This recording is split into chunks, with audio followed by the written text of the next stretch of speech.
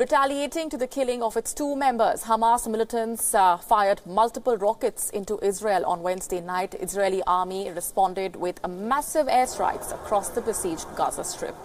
According to the Israeli army, the violence began after Palestinian armed groups fired at an Israeli engineering vehicle and Israeli troops responded with tank fire. On Tuesday, Hamas had vowed to retaliate for the killing of its two operatives in an Israeli tank fire. 3 Palestinians, including a pregnant woman and her 18-month-old baby, have been killed in the Israeli attack, while 9 Israelis are also injured in the Hamas rocket fire. The latest flare-up comes despite talks from both sides of progress towards a possible truce to avert a fourth war in a decade. A senior member of Hamas has said that talks mediated by the United Nations and Egypt to calm tensions were in quote-unquote advanced stages. Along with Egypt, Israel maintains a land, sea and air blockade in Gaza that has brought the coastal territory's economy to a state of collapse. Around 2 million people live in Gaza, mainly stateless descendants of Palestinians who fled or were driven out of what is now Israel at its founding in 1948. The tensions between Israel and Gaza are at an all-time high after weekly protests by Palestinians along the Israel-Gaza border. At least 150 Palestinians have been killed by Israeli gunfire since the protests began on March 30th. Israel has been beset by a new wave of flaming balloon and kite attacks from Palestinian protesters.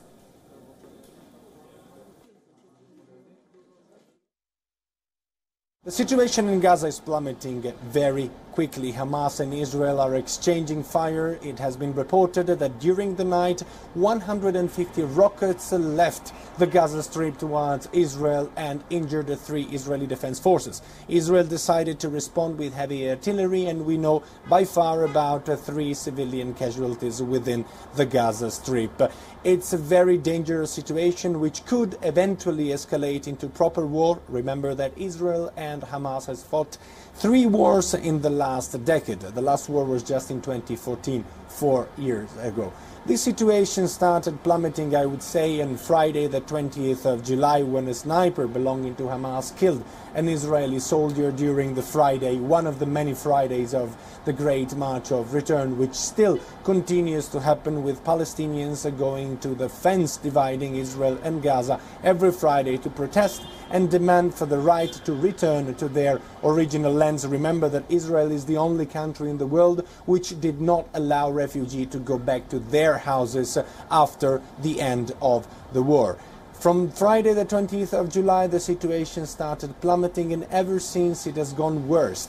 Egyptians are trying to mediate between Hamas and Israel, and also the United Nations are trying to mediate, but it seems it is very difficult this time to stop violence. Both Hamas and Israel are not accepting the terms of the truce, despite Hamas saying that talks are in a very advanced stage. The Israelis' defense forces have made it very clear that they intend to protect the state of Israel. The southern part of Israel close to the Gaza Strip have been evacuated.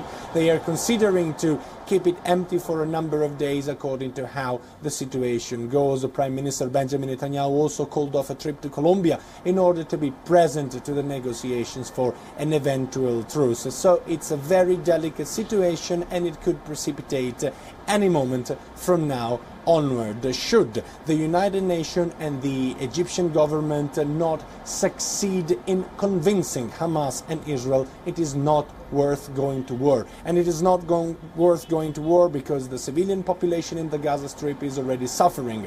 There is a staggering 44% unemployment rate.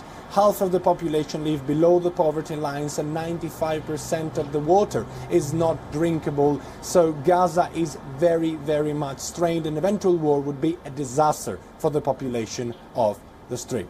Daniele Pagani from Amman, Jordan, for WION.